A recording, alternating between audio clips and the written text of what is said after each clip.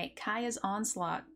Target creature gets +1/+1 and gains double strike until end of turn. It has Fortel at instant speed for 3 mana. 3 mana for Fortel as well, totaling. Isn't too bad.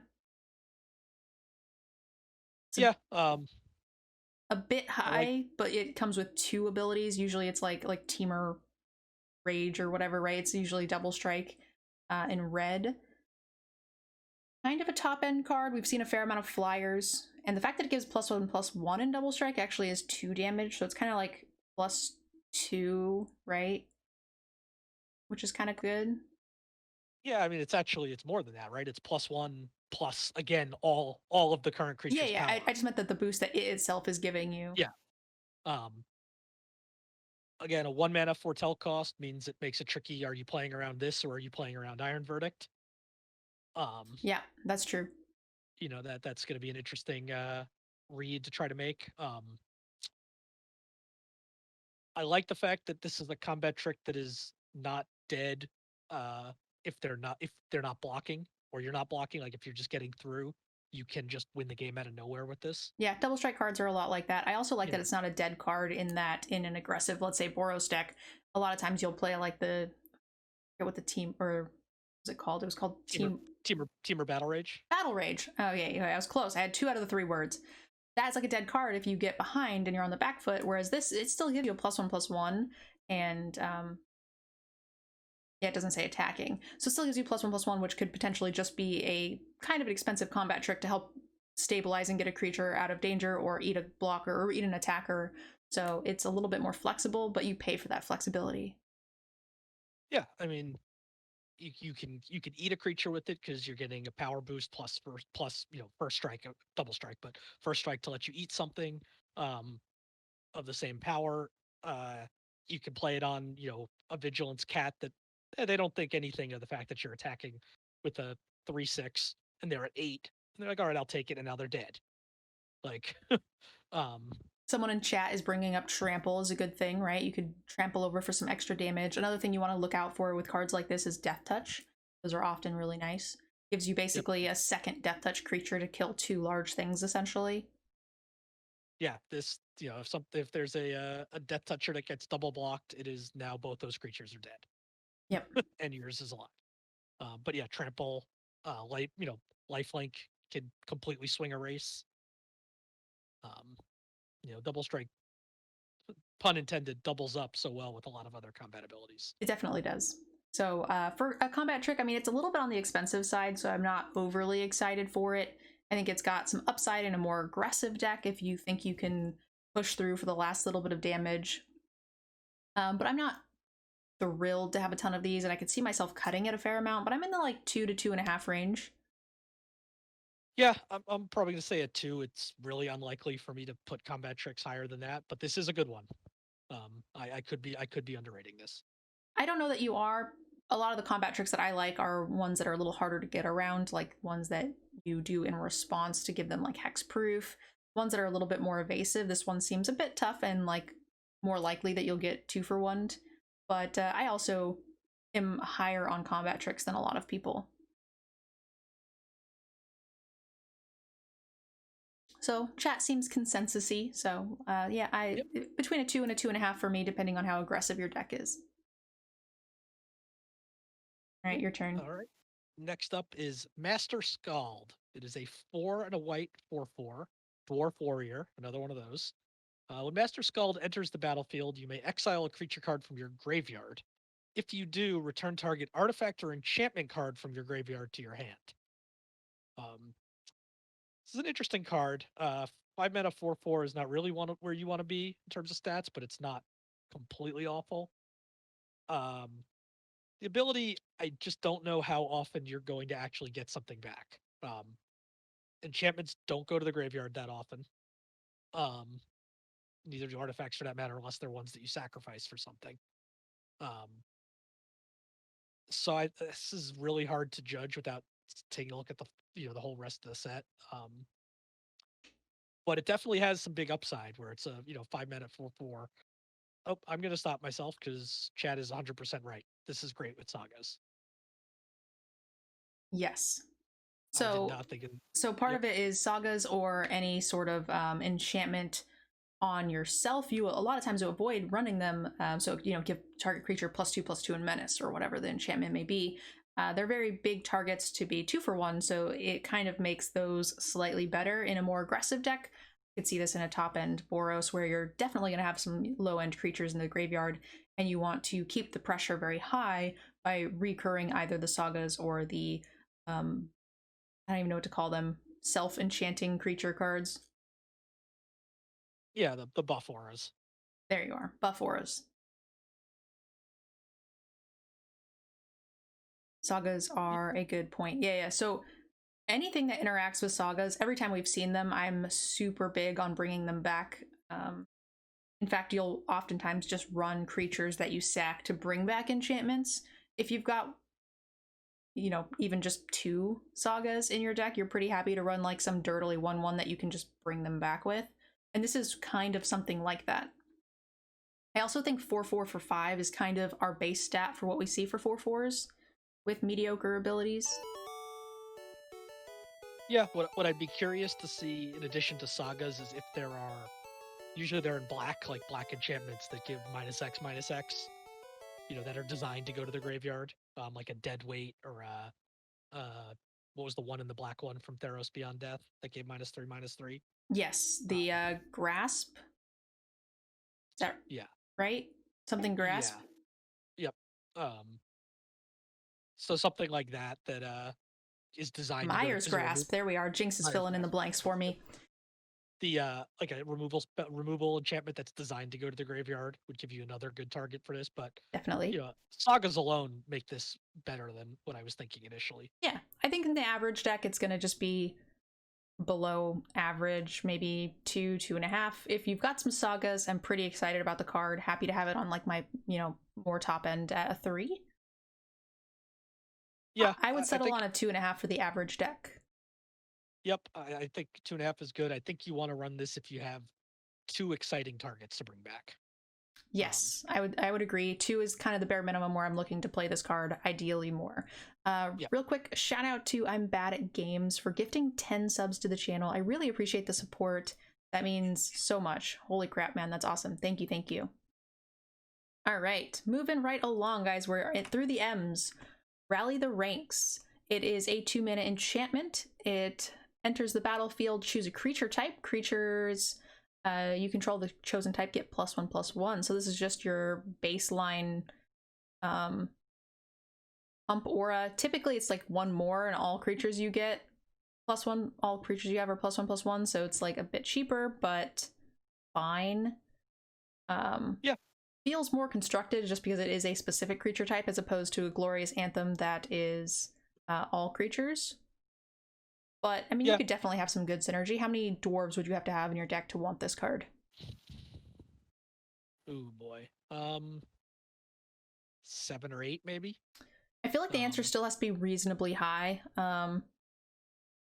yeah. I think you're going to get this with something like warrior or cleric. That's true. Um, are probably where you're going to most likely get stuff that also overlaps colors. Human, um, wizard. Your kind of standard ones. Um, you're probably not going to want this unless both of your colors are providing creatures of that type. I agree with that. Um, but that being said, if they are, that is a huge effect for only 2 mana. I agree, Um, and it's a lasting effect, which makes your future yeah, draws better. But I still think that that number is fairly high. yep. It's another thing that works well if you have multiple cards that give you tokens of the same type. If you get a bunch of spirit tokens or warrior tokens, this is really good with that as well. Yeah, I feel like in the average deck, I'm not wanting to run this. It would have to have a fair amount of synergy as opposed to like a glorious anthem. I would much rather pay the 1 extra mana. This feels a Yeah, lot more yes. constructed to me. Glorious Anthem is definitely a better card, no question. I yeah, I think in the average deck you probably are not going to run this, but I Certainly don't not think in a it takes. limited, certainly not in a sealed pool, right? Certainly not sealed. Um, I'd be very surprised if I wanted to play this card in sealed. In draft, you may be able to get enough. So far in white, would be warriors. particular to run this card. Because if this is affecting 2 cards on the battlefield, it's probably worth the 2 mana. Maybe 3 cards on the battlefield. Yeah. You'd probably need 8 to 10. I'm thinking 8 is the bottom line. Yeah. Again, you're gonna know when you want this card. Um, it's not confusing, right? Do you have a bunch of X, a specific creature type? So If so, yes. So I'm going to say this is a 1.5 with a very high ceiling. So in the average deck, and this also includes sealed pools, right? This is kind of a culmination of draft and sealed, but it is important to note that it is a highly synergistic card that has the ability to go up in value a lot. I feel like the range is probably, from 1 to a 3.5, which is a pretty big difference. This card ranges from completely unplayable to possibly the best card in your deck, depending on how focused if your deck is that focused. I am hoping that some of the other creatures of that type are better than this, just on their own, but it is definitely possible, yeah. Yeah. All right, what do we got here? All right, we got a resplendent marshal. It's the first mythic we've seen. So 1 white 3/3 angel warrior. It flies, as do most angels. When resplendent marshal enters the battlefield or dies, you may exile another creature card from your graveyard. When you do, put a +1/+1 counter on each creature you control other than resplendent marshal that shares a creature type with the exiled card. That's so many words. That is a very weird ability. It's basically when it ETBs or dies, you pick a creature from your graveyard and exile it, and all creatures that share a type with that creature that you exiled get a counter, except this. So if you exiled angel or warrior, marshal doesn't get any bigger. Like when it ETBs, obviously if it dies, it's dead anyway. But if you can, again, let's start off right. It's a 3 mana 3/3 flyer. You're playing that in every deck. Yes, it's a warrior, which is a pretty common archetype, right? So most likely, if you have like a warrior, would be a prime trigger here. It itself wouldn't get the bonus, but I feel like that'll be an easy thing to hit, where other warriors would then get the bonus. But a 3/3 flyer for 3 can just win a game. Yeah, it's fantastic on that. It will you get 2 shots at the trigger as well, right? When it enters battlefield or it dies.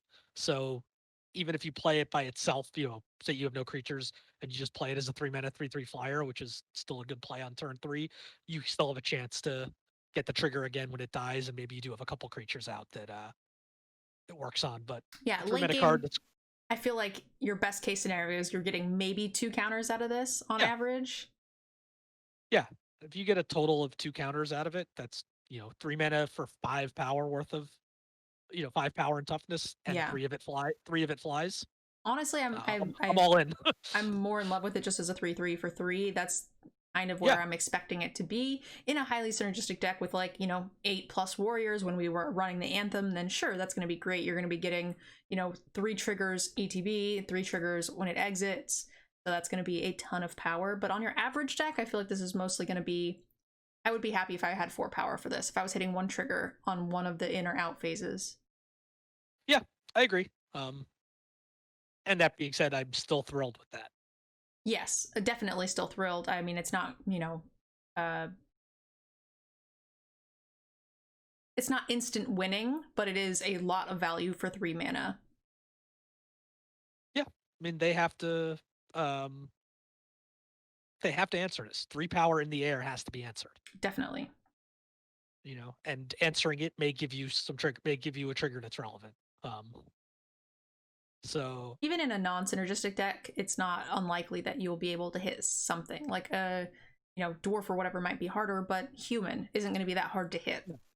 You can take this in pack 3 having paid no attention to tribes and still have a good card and still have a chance to hit something, because you probably have a few things that are just incidentally warriors or incidentally dwarves or humans. So I mean, this card is very efficient. I think if the entire second half of the card didn't exist, it would probably be a 3. And I think that just the ability to the upside in that makes it, I'd say, probably a 3.5 to me. Okay, I was even a little bit higher on it than that. Could be a 4. It's good. Yeah, I was in the 4 range. Again, the 5s are, things that are going to win the game very easily, but I do think that this has a very high ceiling if you are in a draft where you pack one, pick one this, and then just go mono warriors. This card's going to be nuts. It's going to absolutely crush all of your games if you draw it. But the average deck, I think it's just a very strong flyer that's going to average you probably 1 trigger. So it's a 4/4 flyer ish for 3 mana, which is nuts. Yeah, yeah, you're probably right. It's probably higher. It's probably a 4. It's just so efficient. Yeah, 3 mana, a 3/3 flyer on 3 is gonna close out games very quickly on, like, especially Yeah, on the play. Oh my goodness. With any sort of curve, you'll be in business. All right, yeah, Revitalize. We've got 3 life draw card. Never happy to play these except for in a very, very specific life gain synergy deck. Sometimes if you gain a life, you make like a griffin or anything like that, but your typical deck is not going to want this. yeah. We've seen this card dozen times before. It is only fringe playable if you have the right archetype. If you have the right archetype, it can be very good, but we're not sure that exists. And I will say that the main sure thing I see with this so far is playing 2 spells in a turn. So you're getting to refill your card and getting that additional card played, which could be kind of yep, relevant. But that is, I would need a crap ton of synergy to want this. yeah, I don't need just payoffs for that to happen. I need a lot of them or really good payoffs. Yes, Um, agreed. so I think this is without a lot of synergy. This is just a 1. Oh, definitely. Yeah, it's Um, unplayable unless you've got oodles and oodles of synergy. There's going to be like one deck that really wants this. yeah, I will say that unlike some ones, this is not the worst thing in the world if you have to stick it in at the end of your deck just because it cycles. Um, Yeah. if you're desperately short on playables, you can play this and just as basically a cycler, but um, yeah, it's just not a card you want. Yeah, so if your Outside of that option one is like a 1.5 creature versus this, you might want to play this to get you to a 4 faster, as opposed to just playing that one crappy thing that isn't going to do you any good. So that's possible. I agree with that. All right, we got a 1. next up, we have Righteous Valkyrie, 2 and a white for a 2/4 angel cleric with flying. Whenever another angel or cleric enters the battlefield under your control, you gain life equal to that creature's toughness. And then as long as you have at least 7 life more than your starting life total, creatures you control get +2/+2. So again, a good flyer for its mana cost. 3 mana, 2/4 flyer is good. With 2 abilities, really the first one is probably far more relevant. You gain a bunch of life. If it was just angels, it wouldn't be that great because there just generally aren't that many. I mean, we've seen a few, but they're mostly at rare. Yes, Um, Generally, that's just the case with angels. But the fact that it hit triggers on clerics as well, which we've seen a couple of, that's a fair amount. gives more triggers. Clerics are usually small, but a lot of times you do get things like 1/3s, so you're gaining 3 life off of them. Yeah. Um, it's a very good card. I don't see the last ability coming up that often, but if it does, you just probably win the game. Well, so this is really, really cheap. It's a 2/4 flyer for 3, which I think is already phenomenal. But don't forget, like, the 3/2 that gains 2 life every single time you play a second card. Also, we just saw Revitalize. It is making it so that way this life gain deck is very feasible. This is one really big payoff, I think. And 7 life more than you're starting when you've got 3 mana cards that are gaining you oodles of life, or triggering multiple turns isn't that unreasonable. I think this is way better than the 1/1 Vigilant Lifelinker guy, right? Oh, by far. Yeah, and then Um, it's got this huge, massive effect that is, and it says creatures you control, not other creatures either. So even if this is the only creature you have on board, now you just have this huge beater. That's going to be really difficult to deal with. yeah, I mean, there's no part about this card I don't like. It's cheap, its stats are good, and it has the potential to be super high upside, either just by gaining some incidental life, which is You don't play life gain cards just to play life gain cards, but when they come attached to a good body, Even sure, I'll the take the free. even the enchantment removal had that 4 life attached to it, gain 4 life. So yeah, I really think that this Yeah, is, if you pack one, pick one, this, it is not going to be hard to make a deck that will accommodate this. yeah. I'm imagining based on all the white life gain we're seeing that black white is probably a life gain deck again. Yep. But and if it is, this is. I mean, we haven't seen all the cards yet, but it has to be one of the best things you can open for that deck. What do you rate this card in comparison Uh, to like the Marshall? I think this is a little bit lower than the Marshall just because it requires a little more synergy to reach its uh, top value, and I'd rather have the higher power on the flyer, um, but not much lower. I think if they were both in the pack, like pack one, pick one, I'll take the Marshall. But I think it's very close. I'd put Valkyrie. It could also be a 4, or maybe just below it at 3.5. One of the things I would like to think about, which I can't do quite yet, is what kind of red removal is there? Is there a lightning bolt type, or is it for, the last set had all of the removal spells were at 4. So if there is a difference there between 3 and 4, if it negates a couple of the red removal spells, I mean, I know it's more synergy, but right now the synergy seems so abundant with this Valkyrie. I actually kind of like it more. I feel like if I were to pack one, pick one, well, I guess pack one, pick one, the angel, you are going to be able to build the warrior deck, whereas if you do the same, you'll be able to build this. They feel very similar to me. I think which one is going to be more likely if you were to, say, get the on color in pack 3, which is more likely to be able to get you the synergy. Yeah, I think that's a good way to look at it. I mean, this is also slightly easier to cast at single white as opposed to double white. That makes sense too. Um, So you're more likely to be able to cast it on 3. I think the synergy is, Jinx is saying there is a -3/-3 removal in black. and red has a 3 damage one. Okay. Yeah, so that maybe makes this Yeah, bigger booty that's slightly more that valuable. that is fair. Yep. It's also going to depend on what kind of other synergies there are. Like, if you do, you want to be taking weaker warriors into a deck that this is the Marshall's your only real payoff for having the group synergy, versus something like this where I think that the life gain is so abundant that you're not really being punished for having it necessarily. Yeah, it's interesting the way white seems to be a little bit split. There's a lot of good cards here, but you've got a lot of very aggressive cards, and then life gain decks are typically not aggressive. Yeah, Um, I so it's interesting that it's a little bifurcated like that. there's usually 2 archetypes for every color in every Yeah. set, right? Because there's, like, even when you have the guild breakdowns, there's usually 2 guilds, one of each, 2 for each color, right? So that makes sense. Usually Oh, there's an sure. Orzhov and an Azorius in the same set. Yeah. Yeah, that's true. So this, we're looking at like a Boros here and a Orzhov Yeah. deal. Yeah, I still like this card a lot. It's very high, it's got a very high ceiling if you have the synergy to back it up, but it's still a great card for the curve. I'm still going to put this at about a 4 myself.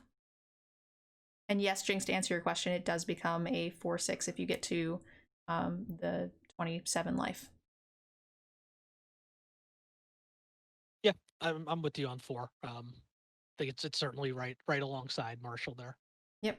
I think they're both roughly the same in pack 3, and then in pack 1, they're both roughly the same because the synergy is pretty abundant. Yep. That's certainly fair. All right, we have a Aura Rune. Rune of Sustenance. Very tiny. I got you. It's an aura rune, Auras are so small. which we don't know yet what that means on runes, but we'll see. It's 1 and a white, enchant permanent. When it enters the battlefield, draw a card, so it replaces itself. Yeah. As long as enchanted permanent is a creature, it has lifelink. And as long as enchanted permanent is an equipment, the equipment has equipped creature has lifelink. So you can enchant anything, but you're going to be chanting a creature and equipment with this because otherwise all it is doing is cycling. Um, Yes.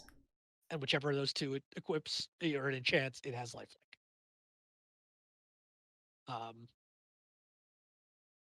I don't love cards that don't do that much, which is kind of what this is, but this does fit in nicely with The Angel. the the angel and also the 2 spells deck because it's replacing itself.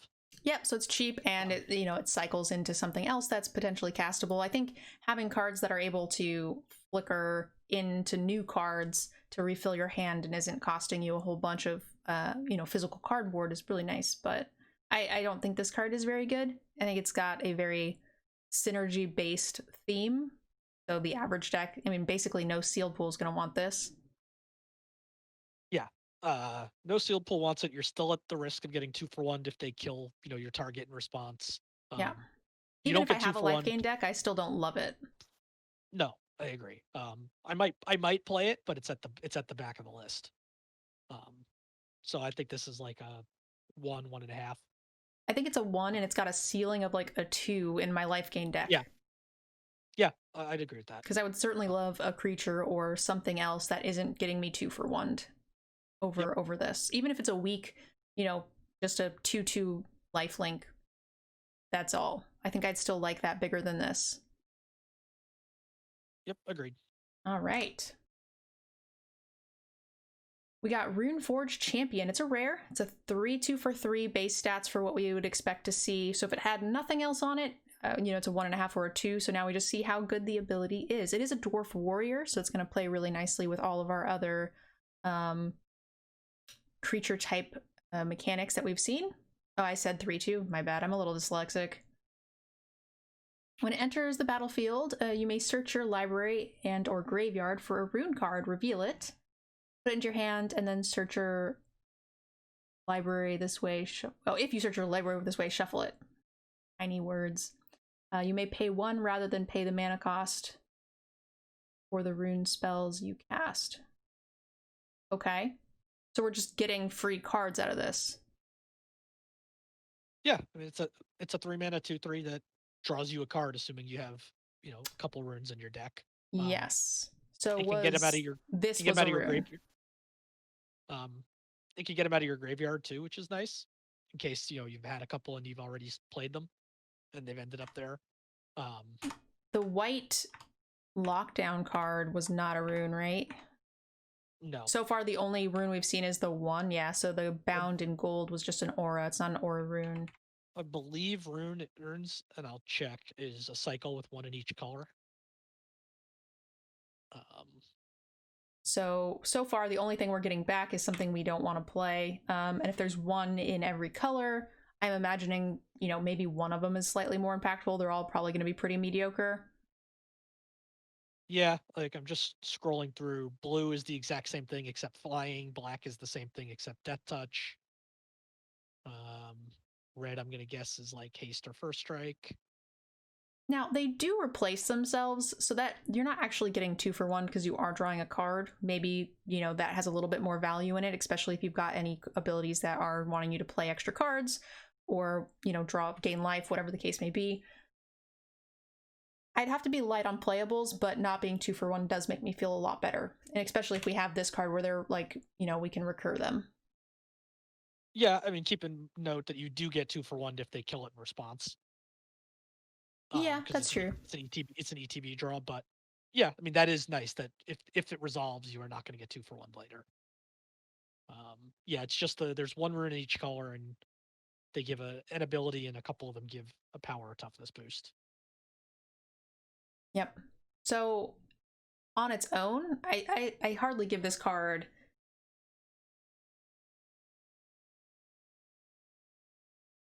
It's like a 2 with a ceiling of a 2.5 if I have runes, which I'm not super happy. But if you think about it, the runes replace themselves, so you get this free ability and then another card at random. That's a fair amount of value, but you do have to have them in your deck. Yeah, I'm in the same boat as you. I think it's a 2. I'm not even sure if the upside goes all the way to 2.5 because none of the cards it gets are any good. But it is still, card quantity is a thing. It Is they it all they they all draw a card. is it possible that any of the sagas are runes that we don't know about? No, I just scanned through looking Okay, for excellent. the super type rune. Um, yeah, I don't.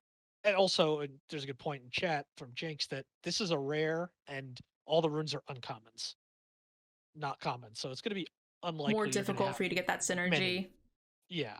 I mean, granted, we're assuming we get the rare because that's what we're talking about, but you still need multiple uncommons really to make this worth it at all.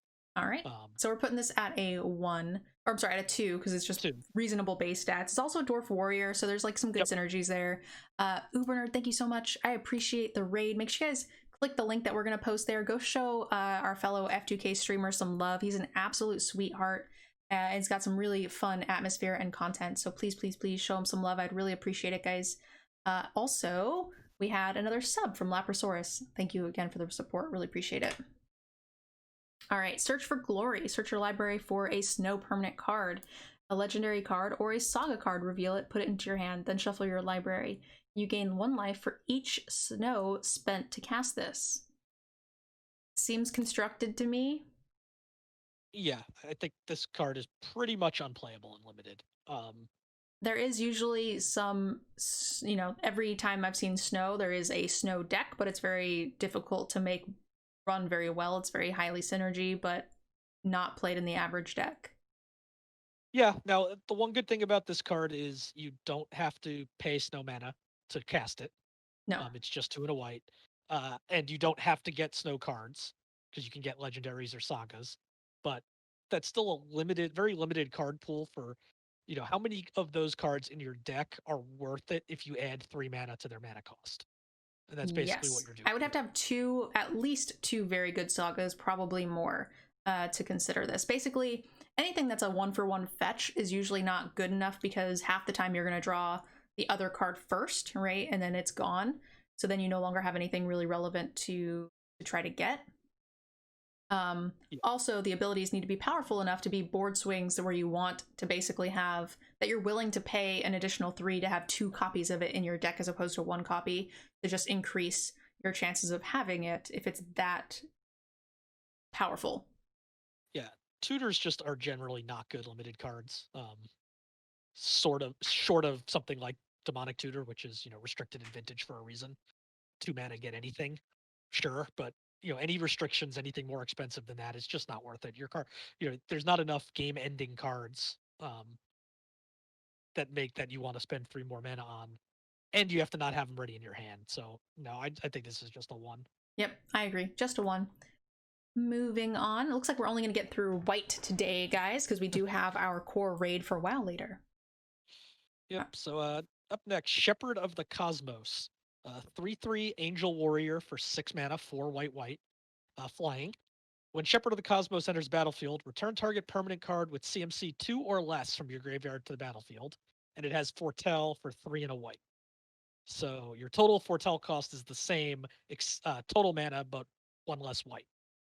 It's a warrior, Um, so it's got a little synergy there. The foretell is the same cost, so you're not getting a discount, but you're able to break it up, which is really nice. And then getting something back for 2 CMC. It's only an uncommon, so we do typically see one really fat white flyer in the uncommon slot. And I think it's pretty nice as far as getting back the 2 mana. I'm not thrilled with it being a 3/3 for 6, but if you can reliably hit something that has 2 CMC, you're getting a fair amount of value for an uncommon. yeah, it's a couple mana too expensive on its base, but if you're thinking that you're getting that 2 mana back by getting that CMC 2 or less from your graveyard to battlefield, it can break even on that. But It I being think 2 that's still battlefield is really big. Usually it's 2 hand. yes, Um, yeah. Um, and it's card advantage, essentially. You're not just adding the 2 mana out of your hand, right? It's actually like basically draw a card and play it, kind of. yep, yeah. I don't know. I think I'd be pretty happy if this card was 5 mana, but it's 6. I'm a little shaky on it. I think it's still playable. It's playable. Yeah, I'm Um, not saying it's good by any means. It's just a white uncommon, which yeah, is this feels fine as far as like a top end if you are in an Azorius more aggressive flyer deck. yeah. If there was not the foretell option, I'm not sure how playable this would be at 6 mana for a 3/3. But because you do have that option, it gives you the choice to play it. Use up your mana on turn 2 and play it on 4, or multiple double spell with it for 4 mana later in the game. Um, so with that, I'd say it's probably like a, I don't know, 2.5. Yeah, I'd put it at about 2.5 as well. It's not quite something I'm excited about. I think it's going to be pretty easy to hit the 2-drop from the graveyard after you get to 6 mana. I actually think it's, even though we're rating it roughly the same, I think it's a little bit better than I think you're giving it credit for. Yeah. But limited games are so scrappy. We're going to see, sometimes just getting an extra body for free is really good. So I think it's okay. It also is just going to depend on whether or not you can hit that 2-drop. Yep. Or if you have any that are worth getting back, I guess. Agreed. All right, 2.5. Not excited about it, but it is fine. All right. I want to answer a question that came up in chat because it's come up a few times. No, Colonel, fortel does not change the timing rules on spells. Okay. So if it's a creature or a sorcery, you have to play it just like you would any other creature or sorcery. Unless it has flash, obviously. Sigurd, God favored. He has flash. He's a 2/2 for 3, but double white. He's a bit expensive and hard to cast. But he has first strike, protection from god creatures, which there's actually multiple per color, so that's pretty relevant. I think that'll come up a lot. When it enters the battlefield, exile up to one target attacking or blocking creature until this leaves the battlefield. So that seems really good. It is a flash, what was it? Devoted something? There's always a creature that, exiles until it leaves the battlefield, but at flash is pretty cool. Yeah. 3 mana 2/2 by itself is pretty bad, but flash, first strike, protection from gods will come up more than usual because not only are there a bunch, they're not all at mythic like they have been in the past. Yeah. They're all at least rare, but that's still going to come up far more than it does otherwise. So yeah, you can often flash this in, exile something, and eat something with first strike. Possibly, yeah. I think so. It was a white blue card, devoted devotee. I don't know. But that card was really good, and it was just a 1/3 that had the similar ability without first strike, without protection, and without flash. Yeah, the detention sphere on a stick. Yeah. Agent of something, maybe? I forget. And I'm pretty happy with that. This feels way better. Deputy of detention. Thank you, Jinx. Chat's so good at helping us come up with card names. I love it. Anyway, this feels much better to me. I'm happy with this at like a 4. I feel like it's pretty powerful. You're going to get a creature. And then the other abilities are just icing. Now, they could kill this and get their creature back, but it could be game-changing. Yeah, I like it as a 4 as well. The one downside as opposed to a lot of those other cards is that this can only exile attackers or blockers. It can't get something that's not in combat. That's true. But I mean, it's not too hard to get people into combat one way or another, either by attacking aggressively and having them swing back or having them block. Either way. Yep. I agree. I'm with you on 4. Pretty simple 4 there. We have an enchant creature. It's not a rune, it's just an aura for 2 mana. It gets +2/+2, exile this from your graveyard, return another target aura or equipment from your graveyard to your hand. So that's another nice thing, right? You get 2 for 1 when this gets removed, but then this can remove itself to give you something back. So it kind of negates that 2 for 1. I feel like a lot of the auras in this are trying to mitigate how damaging playing auras has been in the past, and that's kind of nice. Yeah, that's certainly an upside. I mean, the factor though is it's requiring you to play other auras or equipment, which aren't always the best cards, and they have to find their way to the graveyard. Agreed. But they're not part of the reason they're not the best cards a lot of the times is because of the 2 for 1 factor, right? You're losing cardboard. But if all of them are kind of designed to get each other back, like if you're using the one guy to dig them out of your deck, and then this one gets that one back, which draws you another card, it could be good. I mean, constructed decks are made that way. Yeah, agreed. I think you need a certain number of targets before you want to play this, but oh, definitely. Once you have them, it's pretty good. Yeah, it's an aura or equipment. It doesn't say enchantment, unfortunately, so sagas are off the table. I don't love it still, but like it does feel less worse, like less bad in comparison to other auras that we usually see. And I've seen a trend with limited magic over the years where there's been less and less chaff. They're making all of the cards more and more playable. So distinguishing between a 1 and a 3 is just so hard. Like the margin is closing. I don't know, have you Yeah, found that to be the case? I agree on that in limited in general, but also specifically with auras. I know Mark Rosewater has come out and said that they've always been looking for ways to make auras more playable. Um, Not us even necessarily in limited, but just in general, even in terms of like casual magic. It feels so bad, building up a creature and getting 4 for 1. Yeah, for Um, sure. so they've experimented with different ways to try to mitigate that drawback. And this is one of them. Yep, that's definitely the feeling that I've been getting. It's nice to know that that has actually been said. So I'm not in the crazy boat. Well, Yep. this time. I'm not happy to run it. I'm still gonna give it like a 1.5. I mean, maybe in a life Agreed. gain deck when you've got lifelink or something, you want to just boost your creatures to trigger your abilities. But on average, you're not gonna want to run that card. I'm just gonna say it's a 1 with a very low ceiling. Yep, with you there. It's not something I'm thrilled about, but there are decks that'll play it. All right. Next is Stalwart Valkyrie. It's a 4 mana 3/2, costs 3 and a white, another Angel Warrior. And you may pay 1 and a white and exile a creature from your graveyard rather than pay this spell's mana cost, and it has flying. Um, so 4 mana 3/2 flyer, I'm okay with. You wish the toughness was higher, We but usually see that in blue, right? There's usually a vanilla 3/2 for 4 yep. Um, bird. and that card's always playable. Mm-hmm. The ability to play this for 2, obviously you can't really do it on turn 2 because you need a creature in your graveyard, but is really good for double spelling later. Great for the 2 spells in a That's turn true. deck, or just being able to play 2 spells in a turn is often how you get ahead in a limited game. Um, Definitely. being able to play this and a 3 drop on turn 5 is a great turn. Um, so yeah, I mean, this is not a bomb by any means, but it's a very solid card. I mean, I would definitely playing this in any white deck. Yeah, I don't feel like I it's giving me massive amounts of value um, for a common. I feel like it's way more flexible, but the 3/2 vanilla bird for 3, I mean, that's usually without having some other reason to want flyers specifically.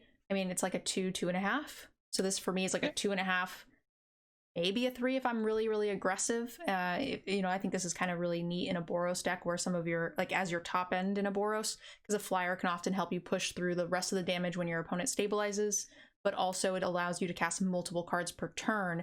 Casting this plus a pump spell on your attacker, keep your foot on the gas, and that's really nifty, especially knowing that you're going to have those early creatures in your yard. Yeah, this is a great card in an aggressive deck. It's a great card in 2 spells a turn deck. Anything that you're going to be particularly aggressive, where you'll be trying to trade things off early. Um, I still think it's a it's a 2.5. Not yeah. something I'm I don't. excited about, but not something I'm like, really wish I didn't have this. Yep, I'm with you on that. I think if that deck, the 2 spell deck turns out to be very good, then I can see this going up to a 3. Yeah, Just definitely. because you'll play it in every deck, anyway, so there's no real downside. All right, we got our staple pony that's in every single set pretty much, a pegasus. It is a 2/2 flyer for 3. There's usually a 2/2 flyer, some sort of a bird, whatever, usually in blue. But this artifact and enchantment spells cost 1 less to cast. It does say enchantment, doesn't say aura, so sagas count there. Pretty happy about it. Artifacts, we'll see if they're any good, but sagas are almost always good. So I think this card looks great. Yeah, nothing not to like. It's your typical Windrake 3 mana 2/2, albeit in white, um, with an upside. An There's a upside, I feel white. like it's going to be pretty easy to hit. Agreed, especially because in white you always, and we've seen it already. Um, in Founding Gold, there's always white enchantment removal. Mm-hmm. So you're always playing, assuming you can get them some numbers of enchantments. Well, that and Um, like it's very in white common deck. to splash sagas. They're usually so powerful. Yep. This is Yep. just, icing on the cake. Yeah. So I personally like this at a 3. I think I'm pretty happy to have this in any deck, and I think you'll have some synergy whether or not you use it, plus a 2/2 flyer for 3 is always just fine. Yeah, I think this is in terms of rating is very similar to the last card. It's in that 2.5 to 3 range. There's no downside to it, so you're gonna play it in any deck. But in the right deck, it's up there at a 3. All right. All right. Next up, we have Starnheim Unleashed. It is a 2 white sorcery. It's a mythic. Create a 4/4 white angel warrior creature token with flying and vigilance. If this spell was foretold, create X of those tokens instead. And the foretell cost is white XX. So basically, it's a on its face. It's a 4 mana 4/4 4 mana Sarah Angel 4/4 white flying flyer angel vigilance, which is very good in and of itself. Yep. Um, Fortel kind of is just great because it scales up in the late game. You can pay 2 to exile it, and then the way the Fortel math works, right? You play it for 3 and get a 4/4, which so you've now paid 5 instead of 4, but over 2 turns. For 5 mana, you get 2/4/4s, 7 mana 3/4/4s. It just keeps going up. Yeah, so it depends when you draw this card. It's got, some early. I think it's a little worse than Sarah Angel only because it's a token, so any kind of bounce or Yes. anything like Yep. that could be detrimental. But Yep. it is just something that scales when you draw it. Dropping a Sarah Angel on 4 is very, very powerful, whereas you draw this on turn 12 and you get a little extra value out of it. So anything that scales like that, mana sinks, anything that's like an early game that becomes more powerful as opposed to being just weaker because it's played late, I really, really like. Yeah. Any I guess would mostly be legacy players are getting flashbacks to Entreat the Angels, the miracle card that created X 4/4 Yeah. angels that had the double X cost at its main cost instead of its alternate cost. But I mean, this card's great, right? What's the worst case scenario for this card? It's a 4 mana 4/4 flyer with vigilance. I Yeah, mean, that I feel like that is the worst case, yeah. and I feel like what's the average? You're probably not getting like a home run 7 angels or anything, so Oh, you're but most often it's going to be playing this for an angel or 2. yeah, yeah. I think But you're 2 angels can real. win the game. Oh, by far. I mean, we got 2 angels for 7 mana on the um Maria's Call last set on the Modal Land, um, which is similar in this in that it has some flexibility, which is why that card was so good. And now it's only 5 mana for 2 angels, So the 7 question over is multiple is turns. this a 5 or 4.5? I think this is a 5. Um, I think it's on its own. It's super efficient. Its worst case scenario is great, and it in above its worst case scenario, it just wins the game. Yeah, so I think its worst case scenario is like a 4, and Yeah. then it's got just massive amounts of upside.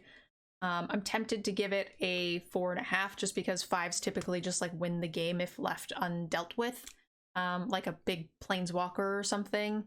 Whereas I feel like a lot of the time you are going to just be casting this for 4 mana.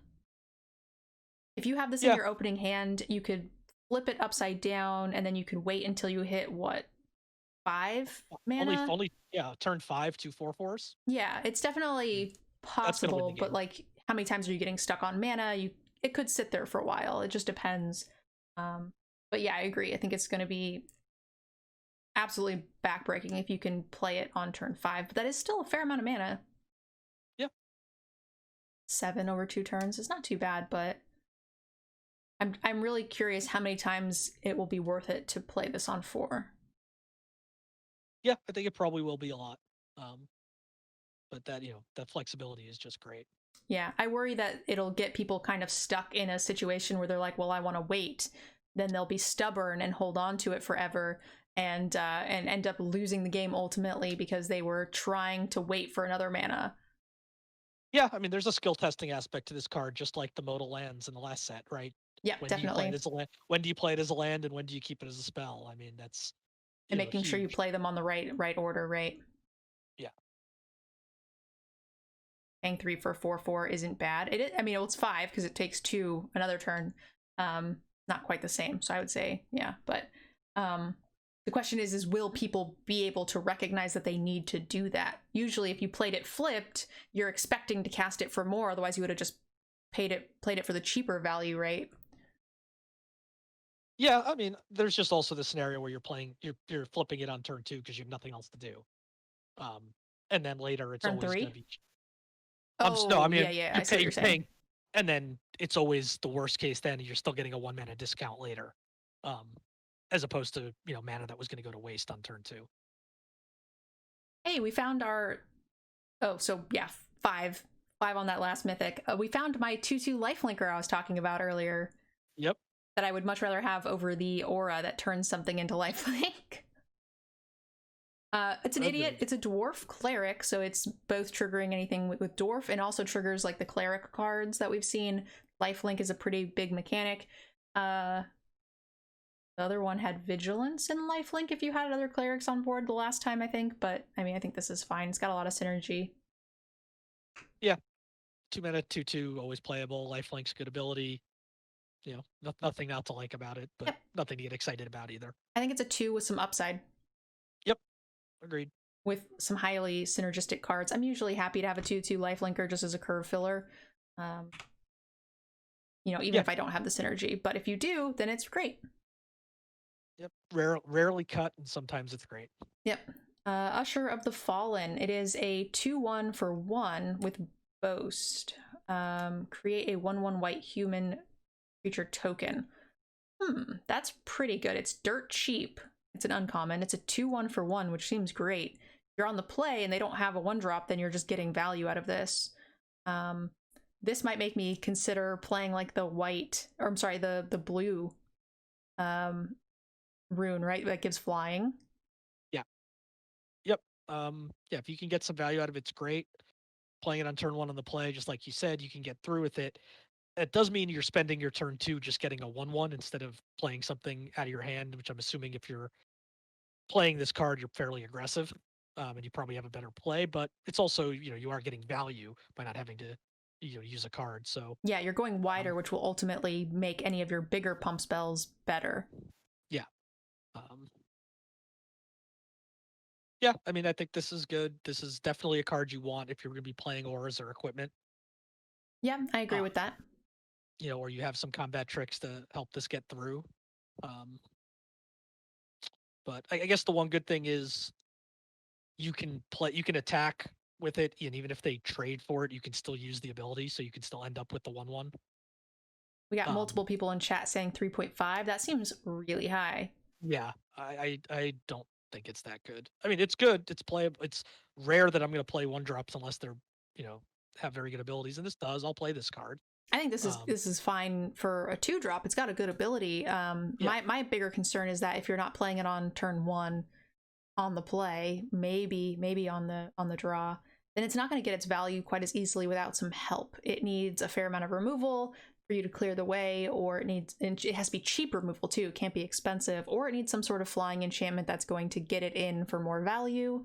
In a very aggressive deck, I think it's going to be good, but it is stonewalled pretty easy if not played early. So again, guys, this is limited. You only have one in your deck, most likely. You can't really control when you play it, but that said, I still think it's good. I just don't think it's a 3.5 good. no, I mean, I have this like 2 to 2.5. I was thinking it was a 3. I'm pretty happy to run this. Like 2 to 2.5. Like 2 is something I'm just like, yeah, I have to run it. Someone in chat saying 4.5. That's like planeswalker status. Yeah, two 1s for 1 are great and constructed when you can build a deck with like 12 of them. When you have one of them and you draw it on turn 7, it's terrible. Yeah, I think we have one person who just thinks this is like the best limited dragon in the world, but I think that's a little too exciting. And I'll concede that my playstyle tends to not favor the very aggressive type decks, even in limited. I mean, I'll play them if that's what there is, but so I am probably underrating it a little bit. Yeah, I mean, I think Um, the ability is good enough to where I would even play this on 2, and then you might not be very aggressive, and you have to wait to get the door open. But once the door is open, let's say with key removal, or it keeps them from swinging at you. If let's say they are on the front foot there, they could alpha you and make your life very difficult. But then you can attack back, boast, make 1/1s, have blockers. I think it has a lot of flexibility, and I don't think it'll be too hard to get some value out of that boast. yeah, just it's. I think it is as long as you're playing it in the first 3 or 4 turns. Yeah, I agree. I mean, no 1 or 2 drop you want to be playing after the first 3 or 4 turns, right? Oh, certainly not 1 drops. That's generally why I don't like them. 2 Yeah, sometimes you get some abilities, but yeah, you're generally correct. but I think it'll be okay. Like with either the flying enchantment or um, some well placed Yeah, removal. if you have ways to get this through, then the card goes way up. Yeah, there's always going to be a situation too where they feel they're on the front foot, and this will disincentivize them from actually attacking you and getting you into that racing situation because you can make more bodies pretty easily. Yep, I'll go. I'll say 2.5, but I still don't think it's as high as a 3. But Yeah, we're not that far off. we got an equipment artifact, not too shabby. Valkyrie's sword. Gotta be good, right? It's got a sweet name. When Valkyrie's sword enters the battlefield, you may pay 4. If you do, create a 4/4 angel. With flying and vigilance, then attach this to the sword. Or the sword itself is just a 3/1 and with a 3 equip cost. So it's a 2 mana equip that costs 3 to equip for +2/+1. Those stats are not what I'm looking for an equipment, not even close. Yeah, I think this card is pretty terrible. I mean, yes, you have flexibility that if you get this super late, you can pay 7 for a 4/4 flyer and then equip it so it's a 6/5 flyer, but that's still 7 mana. You better be getting at least a 6/5 flyer for 7 mana. I mean, this is, and 3 mana to equip for minimal bonus. This is just bad. Vincent said I skipped one, but I don't think I did. Nope. Nope. I don't think it's good. I think it's a top end card. Because if you're paying the 7 mana for it, and a 6 mana is not unreasonable. Even a 7 mana in a sealed pool or draft is not that bad if you have one ofs. And it does come into play basically as a 6/5 flyer with vigilance. That's pretty big. I don't think it's as terrible as you think. I don't think I'm particularly happy to play it, but I would only be doing it if I considered this my top end 6-drop, 7-drop.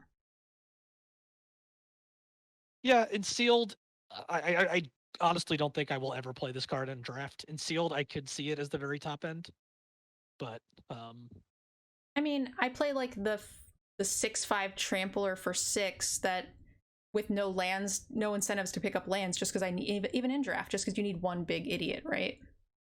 yeah, And this idiot feels better than that. Yeah, the difference between 6 and 7 is more than 1 turn, though. Yeah, it depends on the deck, but yeah, I definitely agree. I wouldn't put this in my aggressive Boros decks or anything by any means. But and again, that said, I don't think I don't rate this highly. I feel like this is just a 2, something I know I'm gonna have to put in my deck. Yeah, well, you are higher on it than me. I think it's a 1/5 at best. But again, we're not that. Even that isn't super far off. Yeah, I mean, it's gonna be something that's gonna. I know I'm gonna need a 23rd playable card, or my deck just needs something on the top end, and I don't have it. I won't be happy about it, but I'm sure I'll play this card. Yeah, that's fair. Someone said life gain makes us underrate this card, so you could play it for the equipment and put it on a lifelink creature. I don't know. I mean, I'd have to have a ton of payoffs for that to be relevant. I don't want to pay 5 mana to give something +2/+1. No, I agree. That seems unless I had like 7 of the same payoff rares that make me want to do that, sure. If that's the only thing I'm doing with this, I would much rather play the aura that gives +2/+2 for 2 mana. That's true. All right, Valor of the Worthy, +1/+1 enchantment, not a rune. Important to note. When enchant creature leaves the battlefield, create a 1/1 spirit with flying. Not a huge fan of getting 2 for 1, but it does replace itself with a spirit. Yeah, we got tokens. Token synergies go wide. It's okay, but it's just not good. Yeah, agreed. I'm putting this at a 1. Yep, it's a 1. I can think of very few reasons I would want to play this. Even though it replaces itself kind of, it's still not that great. Yeah. If I'm short on playables, I'm sure this will end up making it into something when I'm really desperate. Probably when I switch colors mid-pack 2 or something, but for the most part, pretty happy to not ever run this. Jinx, if you're referring to the gods, they're going to be done, all the modal cards are going to be done together. Yeah. So I liked putting all of the gods and modal cards together because some of them are different colors on the back, And comparing, once we get to those, we'll be able to compare them not only amongst each other in the same set when we do it at the same time, but also we'll already have done all the other colors. So we'll be able to compare them in their color as well and talk about the synergy there. All right, we got Warhorn Blast, 5 mana +2/+1 with fortel. It's a little bit more expensive than we typically see, right? What was the other one? There was a kicker cost for it. It was 2 mana. If you kicked it for 2 more, you got an extra +1/+1 or something. Yeah.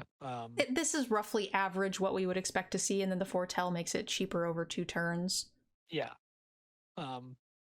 In these cards, fortel is nice that you can play it, for cheaper. And there are a few different instances, so making them try to figure out what to play around is an interesting little sub game. But don't really want this unless you have a ton of tokens and going wide. All right. Which is the same in every format, and we've seen, I'd say, medium token support so far. Yeah, there's been a couple of things that generate tokens or replace themselves with tokens I'm pretty happy with.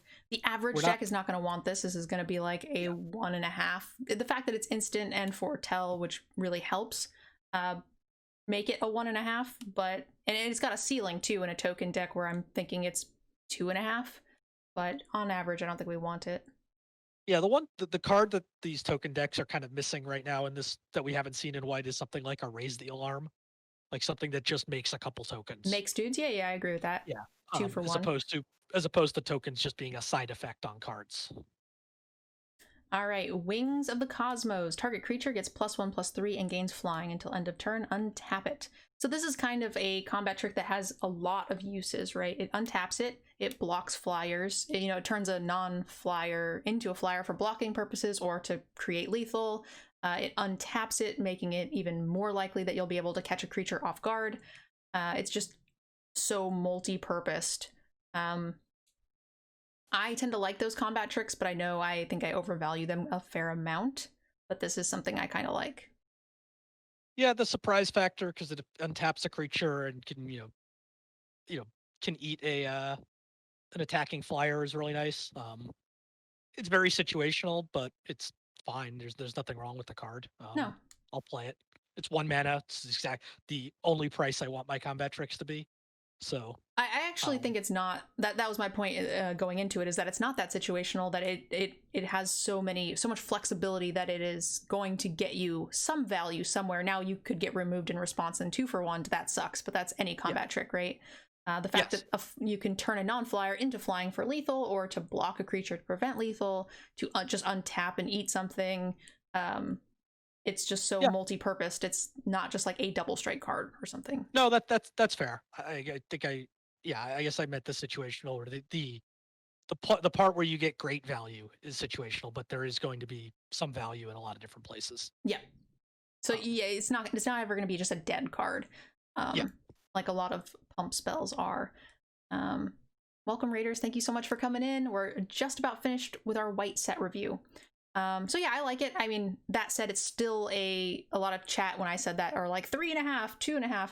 It's still a combat trick. Combat tricks are mediocre plus at best. So I mean, I'm in that 2 range where I'm like, yeah, I'm pretty happy to run this if I have the space, but it's also a very easily cuttable card.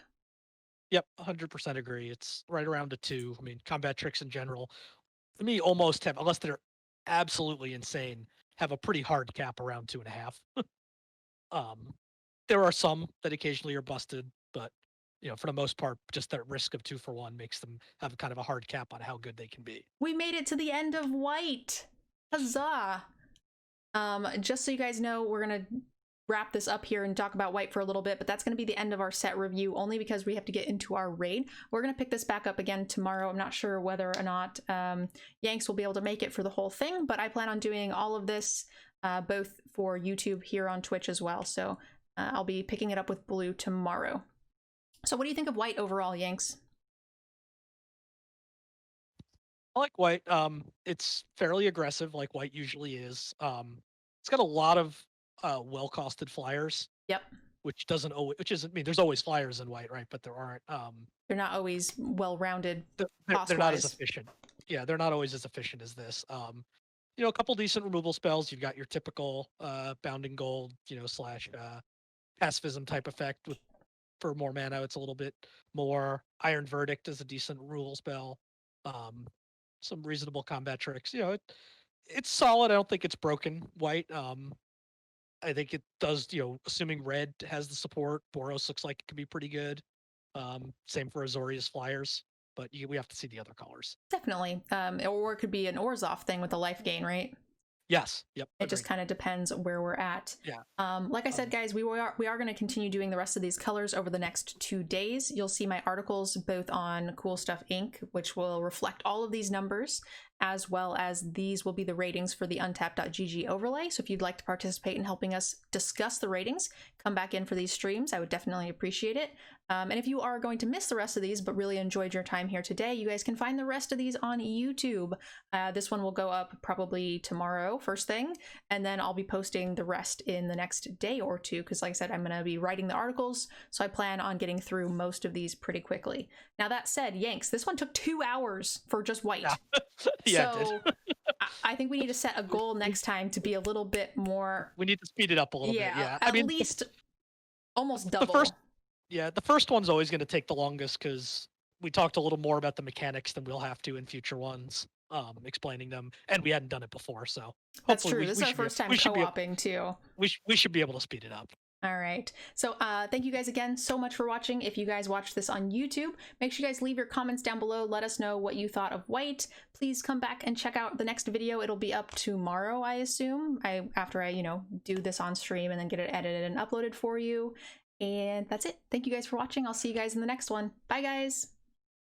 I'd like to give a special thank you to those of you who have signed up for our Patreon. Without you guys, none of this would be possible.